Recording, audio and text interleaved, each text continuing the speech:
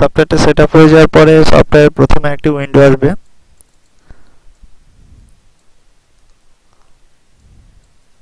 এখানে আপনার নাম লিখতে হবে। আমি আমার নামটা লিখছি। আচ্ছা থাক, ABC, ABC, দেন এন্টার।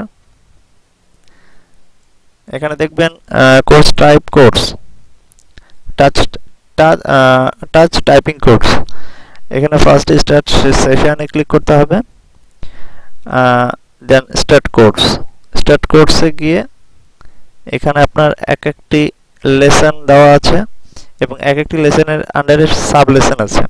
তো lesson 1 a sub lesson 7টা, lesson 2 তে 6টা, 3 তে 7টা, 4 এ 6টা, 5 এ 7টা, 6 এ 6টা, এভাবে 12 দিনের 12টা লেসন আছে।